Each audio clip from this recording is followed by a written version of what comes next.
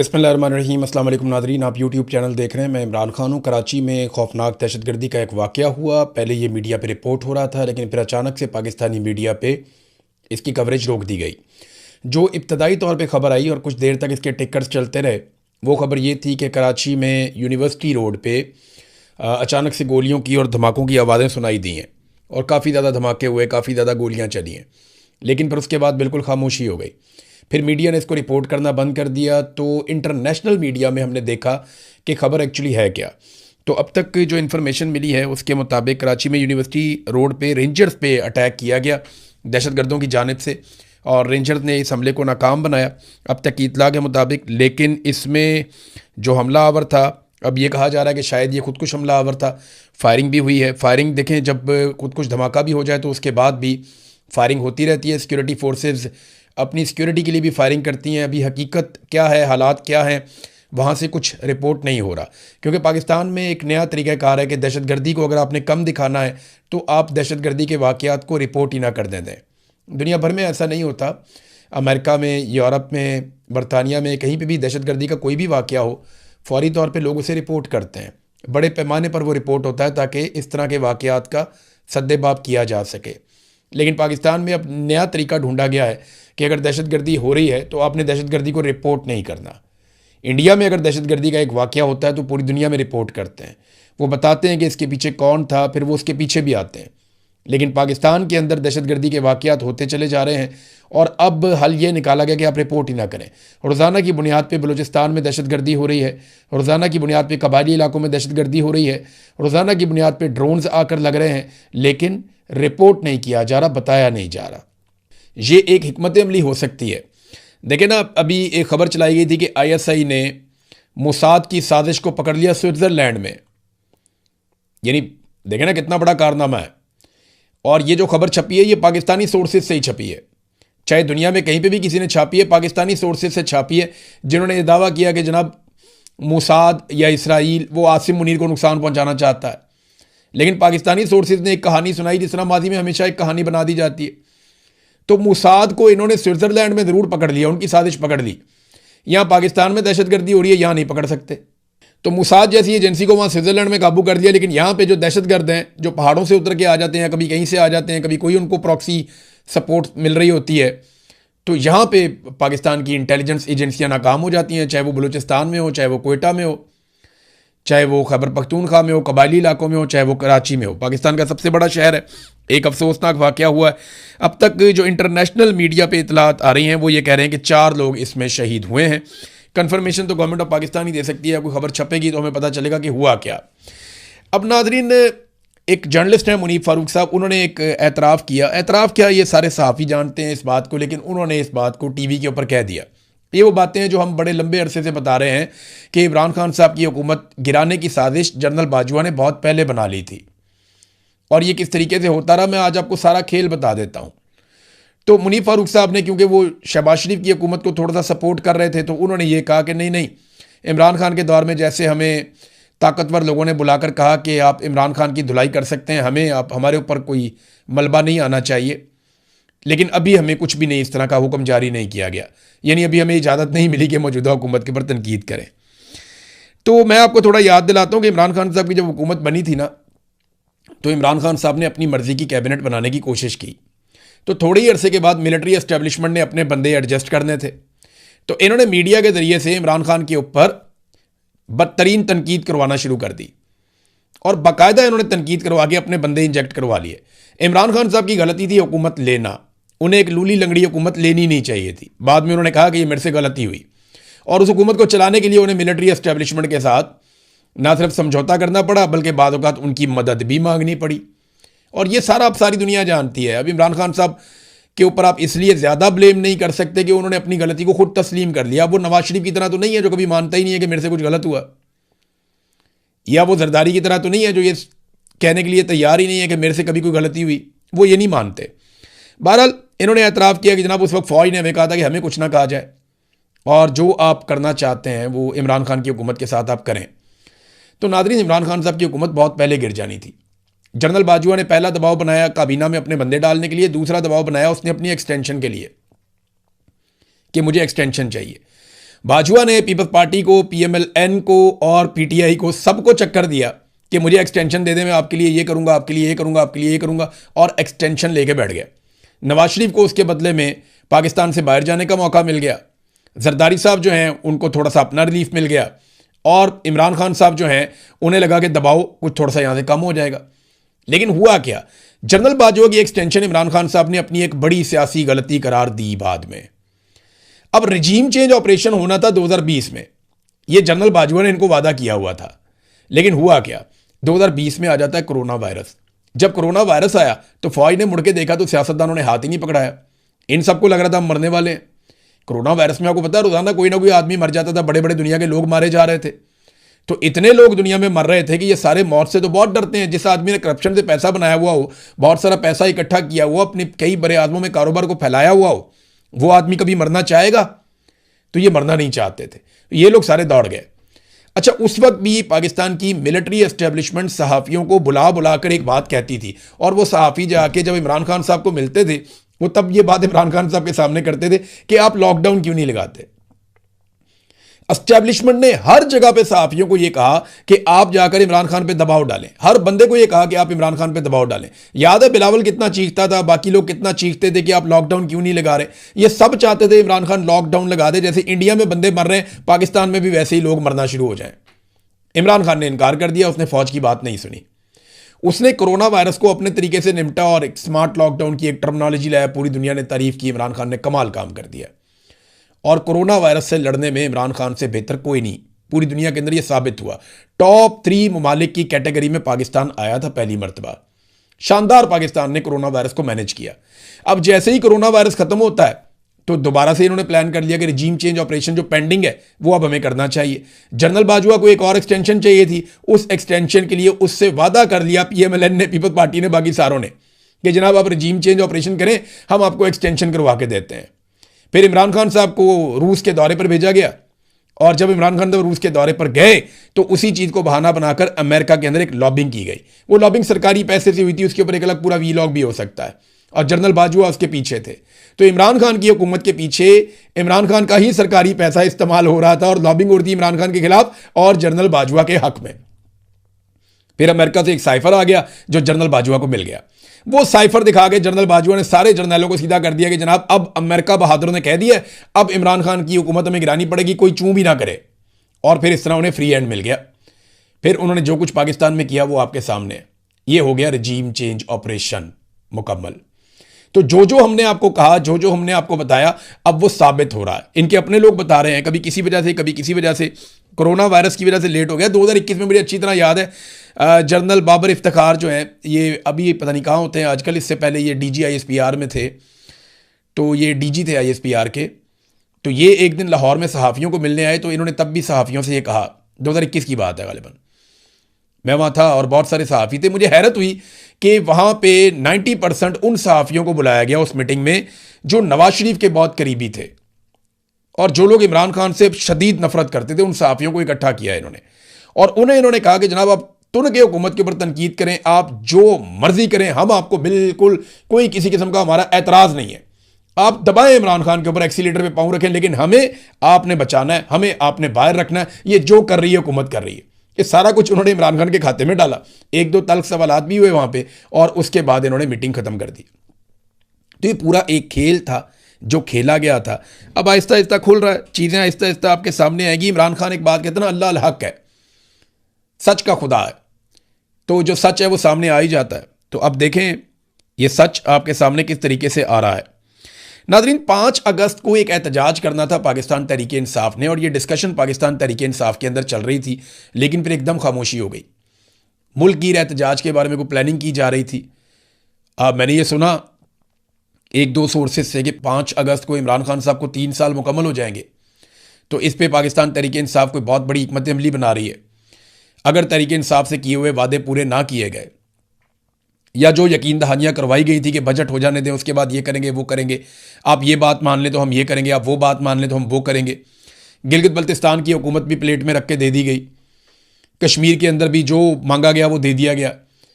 तो अब इमरान खान साहब के हवाले से अगर पाकिस्तान तहरीक इंसाफ के मुतालबात या चीज़ें पूरी नहीं होती तो फिर 5 अगस्त को इन्होंने एक मुल्क गिर बड़े एहतजाज का ऐलान किया था, लेकिन अचानक से बिल्कुल खामोशी हो गई। दो वजूहत हो सकती हैं, या तो पाकिस्तान तहरीक इंसाफ के कोई मामला एस्टेब्लिशमेंट के साथ तय पा गए हैं जिसकी वजह से उन्हें खामोश रहने का कहा गया, वो खामोश हो गए, या फिर उन्हें लगता है कि हमें मिन्नत तरलई करते रहना है और एहतजाज की सियासत नहीं करनी, किसी ने इनको मना कर दिया तो इन्होंने उसके ऊपर बात करना ही बंद कर दिया है कि 5 अगस्त का एहतजाज कैसे होगा, क्यों होगा। देखिए, अगर तो ये एक मोमेंटम बनाकर चलेंगे ना, 1.5 महीना इसके पीछे लगाएंगे, रोज़ाना की बुनियाद पे बिल्टअप करेंगे और फिर एहतजाज करेंगे तो फिर बहुत बड़ा एहतजाज होगा। लेकिन अगर यही ये जुलाई के आखिरी हफ्ते में अनाउंस कर रहे होंगे कि 5 अगस्त को हम एहतजाज करने जा रहे हैं, फिर कोई एहतजाज नहीं होगा, फिर उसको डिफ्यूज़ करना बड़ा आसान होगा मिलिट्री एस्टेब्लिशमेंट के लिए। बहरहाल पाकिस्तान तहरीक इंसाफ ने अभी कोई अनाउंस नहीं किया। इमरान खान साहब और बुशरा बीबी के हवाले से 2 केसेज हैं। एक बुशरा बीबी की फैमिली ने केस किया और एक इमरान खान साहब की बहन अलीमा खानम ने केस किया। ये केस के बारे में मैंने आपको पिछले वीडियो में बताया था। अब ये केस मुकर्रर कर दिया गया है कल के दिन के लिए, पीर के दिन के लिए। 29 जून को इस केस की समाअत होगी और इसकी जो समाअत है वो जस्टिस खादम हुसैन सोमरू करेंगे। और केस मुबशरा खावर मानिका और अलीमा खानम, इन दोनों ने ये केस किए हुए हैं। ये 2 मुकदमात हैं और कैद तन्हाई के खिलाफ ये मुकदमात हैं। तो अब देखते हैं कि इसके ऊपर क्या होगा। इसके ऊपर ये होगा कि वो जेलर आ जाएगा, वो आकर कहेगा कि जनाब अब इमरान खान की और बुशरा बीबी की मुलाकात करवा देते हैं हफ्ते में 1 दफ़ा, और जनाब हमने 1 दफ़ा ये किया था, 1 दफ़ा वो किया था, कोई कहते तन्हाई नहीं है। तो ये इस किस्म की आगे कहानियाँ सुना देंगे। लेकिन याद रखें कि जितने सियासतदान हैं ये सारे याद रखें कि जो एग्जाम्पल सेट हो रही है ना, ये इनके ऊपर भी आएगी। ये जितने मिलिट्री एस्टेब्लिशमेंट के अंदर बंदे बैठे हुए हैं ना चौड़े होके, इनको लगता है कुछ भी नहीं होना। कल को अगर ये लोग काबू हो गए तो इनके साथ भी यही होगा।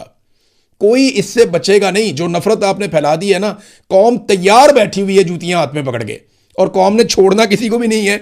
ये मैं अच्छी तरह जानता हूं। और एक वक्त आएगा कि आप सारे आगे लग के भाग रहे होंगे।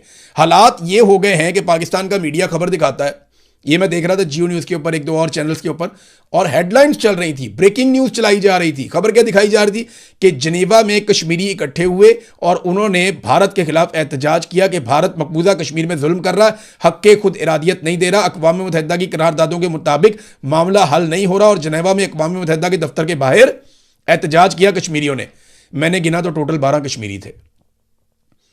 12 कश्मीरी इकट्ठे हुए और उन्होंने इंडिया के खिलाफ एहतजाज किया कि मकबूजा कश्मीर में इंडिया जुल्म कर रहा है। इधर 12,000 कश्मीरी निकलते हैं और वो एहतजाज करते हैं और पाकिस्तान का मीडिया नहीं दिखाता। और चलो 12,000 ना मानो, 1200 तो मान लो ना। 12 बंदों की खबर आप चला रहे हैं हेडलाइन के अंदर इंडिया के खिलाफ।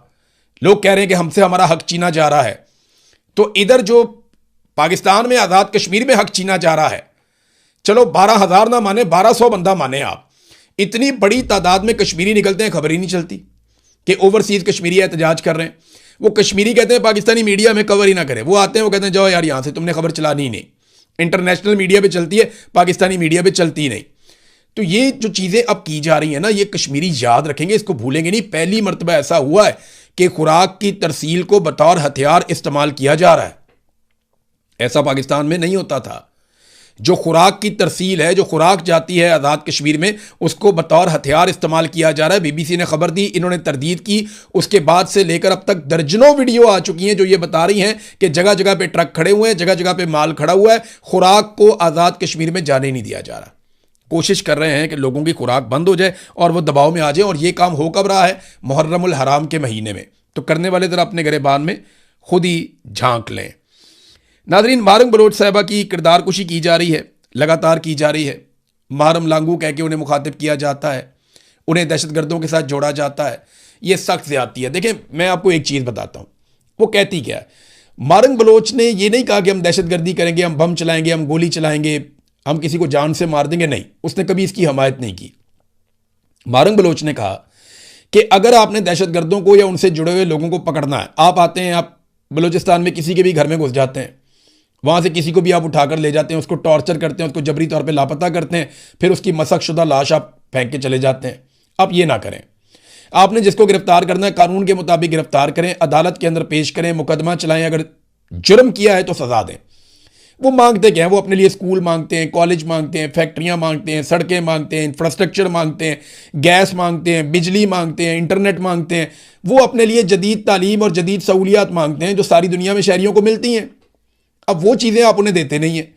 देखें, अगर उन्हें तालीम मिल जाएगी, उन्हें सेहत की सहूलियात मिल जाएंगी, उन्हें सड़कें मिल जाएंगी, उन्हें इंफ्रास्ट्रक्चर मिल जाएगा, तो वो क्या कहेंगे? वो यही कहेंगे ना कि ये हमारे वसाइल हैं, ये मादनियात हमारे हैं, ये हम बेचेंगे। बस यहीं पे आगे असल फड्डा हो जाता है।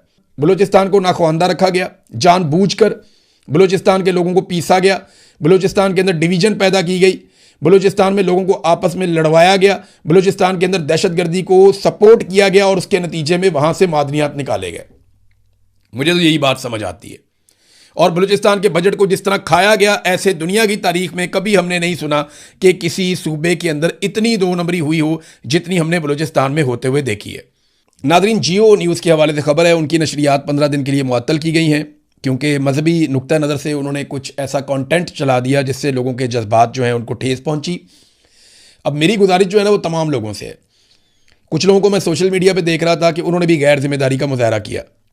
अब ये एक मेन स्ट्रीम मीडिया, बल्कि पाकिस्तान का एक सबसे बड़े मीडिया में से एक है जियो न्यूज़, तो सबको ना जिम्मेदारी का एहसास करना चाहिए। और यहाँ पे मैं ये नहीं कहूँगा कि कोई भी जो है वो गुस्ताख है या कोई भी जो है उसने ब्लास्फेमी की है, नहीं, नीयत किसी की भी नहीं होती है। ये जियो न्यूज़ के लोगों को, इनके मालिकान को मैं अच्छी तरह जानता हूँ। ये ऐसे नहीं है कि मज़हब के दुश्मन हो, या ये ऐसे नहीं है कि जानबूझ के इन्होंने कोई ऐसी हरकत की है। गलती हो जाती है, लेकिन मेरे ख्याल में ज़्यादा मोहतात रहना चाहिए। ख़ास तौर पे देखें, मैं जियो को तो खुद उनकी एक बहुत बड़ी उनकी टीम है, वो इन चीज़ों को खुद ही मैनेज बेहतर कर सकते हैं, और कहाँ पे गलती हुई वो उस गलती को पकड़ भी लेंगे, और वो उसके ऊपर जहाँ लोगों की दिलादारी हुई वहाँ मादरत भी करेंगे। तो ये जियो का तो एक केस ही अलग है। लेकिन बहुत सारे लोग सोशल मीडिया के ऊपर गैर जिम्मेदारी का मुजाहरा करते हैं, लोगों की दिलादारी होती है। अगर आपका कंटेंट इंटरटेनमेंट का है या इंफोटेनमेंट का है या आपका कंटेंट न्यूज़ से रिलेटेड है, तो आप वही काम करें। जब मज़हब में आपकी एक्सपर्टीज़ नहीं है, जब आप ज़्यादा जानते नहीं हैं, तो फिर उसके अंदर आप दखलंदाजी ना करें। जब आप ऐसी चीज़ के अंदर आते हैं जिससे लोगों के जज्बात जुड़े हुए हैं और वहाँ पे आप कोई ऐसी बात कह देते हैं जिससे लोगों के जज्बात भड़क जाते हैं, तो आप अपने आप को ना सिर्फ खतरे में डाल रहे होते हैं, बल्कि आप मुआशरे में एक तकसीम पैदा कर रहे होते हैं। तो मेरी सारे लोगों से गुजारिश है कि इस किस्म का कंटेंट बनाते हुए बड़े मोहतात रहा करें और ऐसी बात ना करें जिससे तफरका पैदा हो, जिससे इख्तलाफात पैदा हो। वो बात करें जिससे लोग इकट्ठे हो जाएं, जिससे लोगों में प्यार और मोहब्बत पैदा हो। तो तफरका और इख्तलाफ पैदा नहीं करना चाहिए। अभी मैं नहीं समझता हूं कि ये जियो के मालिकान या कोई बड़ा आसान है उनके ऊपर इल्ज़ाम लगाना, उनके ऊपर सारे चढ़ाई कर दें। नहीं, मेरा नहीं ख्याल कि जानबूझकर कोई भी ऐसा करेगा। गलती हो जाती है, गलती की गुंजाइश भी होती है, तो वहाँ पे माफ़ी की गुंजाइश भी रहनी चाहिए। बहरहाल ये अब स्टेट ने उनके जो टीवी चैनल है उसकी नशरियात 15 दिन के लिए मुअत्तल की हैं। मैं उम्मीद करता हूँ ये मामला ठीक तरीके से हल हो जाएगा। और यहाँ नाज़रीन, ना तो मैं जियो की सपोर्ट कर रहा हूँ तो ना मैं उनकी मुखालफत कर रहा हूँ। जो हुआ वो स्टेट ने, जो रियासती इदारा है, उसने इस मामले को देखा और उसके मुताबिक उसके ऊपर एक पाबंदी लगाई। अब मेरे ख्याल में ये तय कर लिया जाएगा, वो बेहतर अंदाज है। और कोई भी ऐसी चीज़ हो, किसी को भी कहीं पे भी कानून हाथ में नहीं लेना चाहिए। मेरी एक मरतबा फिर सबसे यही गुजारिश है। मैं हमेशा पहले भी यही कहता था, मैं आज भी यही कहता हूँ कि जब मुल्क में एक कानून मौजूद है तो उसके साथ चीज़ें होनी चाहिए, ना कि कोई कानून हाथ में ले। नाज़रीन, एक और ख़बर जो हम सुन रहे थे कि इमरान खान की किसी एक बहन को ऑफ़र की गई है मुलाकात के लिए, तो इस पे कुछ लोग तबसरे भी कर रहे थे। मैंने अपने तौर पे चेक किया तो वो भी कहानी थी। अभी तक उसके अंदर कोई ऐसी हकीकत नहीं है कि कह दिया गया हो कि आएँ जी मुलाकात करवा देते हैं, ऐसा कुछ नहीं है। ये प्रपोजल्स डिस्कस होते रहते हैं, बातचीत होती रहती है, लेकिन सॉलिड कुछ भी नहीं है। ग्राउंड के ऊपर ऐसी कोई सॉलिड ऑफर मौजूद नहीं थी। अब कुछ लोग कह रहे थे कि मंगल वाले दिन इस मरतबा मुलाकात हो जाएगी, तो मंगल जो है वो परसों आ जाएगा, पता चल जाएगा मुलाकात होती है या नहीं होती। साबिक FIA के ऑफिसर है साजिद मुस्तफ़ा बाजुआ, उन्होंने ना ये बताया कि 145 के करीब IPPs का उन्होंने डाटा, या जो उनके पावर प्लांट्स हैं उनको उन्होंने चेक किया था, और वो ये कहते हैं उनमें से 87 प्लांट्स ऐसे थे जिसमें नवाज शरीफ और शाहिद खाकान अब्बासी के दौर में लगे थे। आप अंदाज़ा करें कितनी तबाही फेरी है नवाज शरीफ ने अपने उस दौर में। ऐसे प्लांट्स शुरू किए और ऐसे मंसूबों को पाइपलाइन में डाल दिया जो शाहिद खाकान अब्बासी के दौर में भी पूरे होते रहे। अब्बासी साहब भी उसके अंदर शामिल थे, और आज पूरी कौम उसकी कीमत यूं चुका रही है कि आप 1 यूनिट बिजली इस्तेमाल करते हैं और 4 यूनिट बिजली का आप पैसा देते हैं। और ना सिर्फ 4 यूनिट का पैसा देते हैं, बल्कि वो यूनिट भी आप 4 गुना महंगा खरीदते हैं।